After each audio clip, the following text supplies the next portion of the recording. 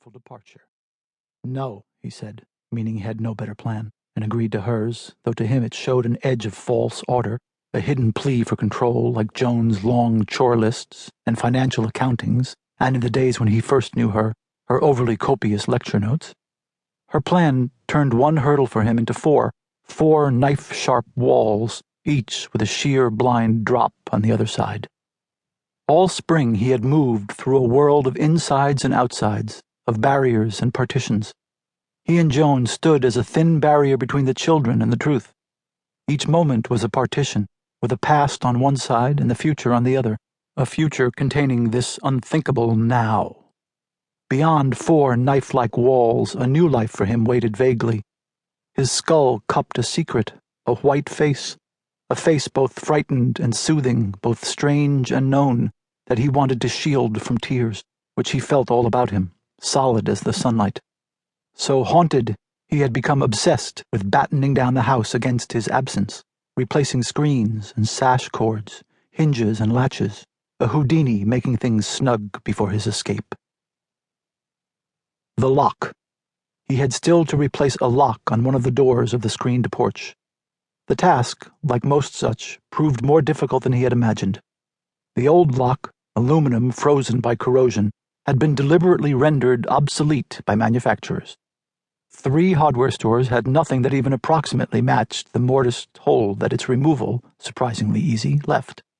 Another hole had to be gouged, with bits too small and saws too big, and the old hole fitted with a block of wood, the chisels dull, the saw rusty, his fingers thick with lack of sleep.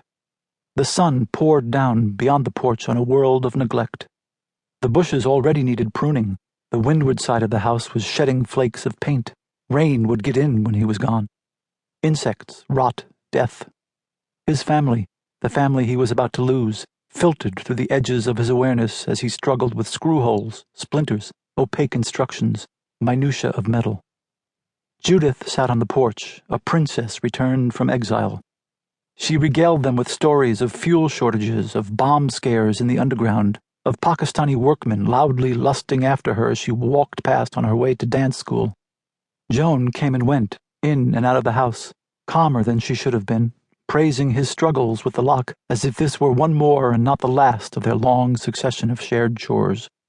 The younger of his sons, John, now at 15, suddenly unwittingly handsome, for a few minutes held the rickety screen door while his father clumsily hammered and chiseled, each blow a kind of sob in Richard's ears. His younger daughter, having been at a slumber party the night before, slept on the porch hammock through all the noise, heavy and pink, trusting and forsaken. Time, like the sunlight, continued relentlessly. The sunlight slowly slanted. Today was one of the longest days, but not long enough. The lock clicked, worked. He was through. He had a drink. He drank it on the porch, listening to his daughter. It was so sweet, she was saying, during the worst of it, how all the butchers and bakery shops kept open by candlelight. They're all so plucky and cute. From the papers, things sounded so much worse here, people shooting people in gas lines and everybody freezing. Richard asked her, "Do you still want to live in England forever?" Forever.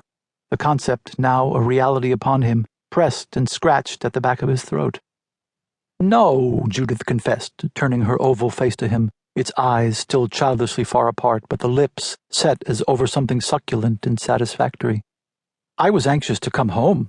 I'm an American." She was a woman. They had raised her. He and Joan had endured together to raise her, alone of the 4. The others had still some raising left in them. Yet it was the thought of telling Judith, the image of her, their first baby walking between them arm in arm to the bridge, that broke him. The partition between his face and tears broke. Richard sat down to the celebratory meal with the back of his throat aching. The champagne, the lobster seemed phases of sunshine. He saw them and tasted them through tears.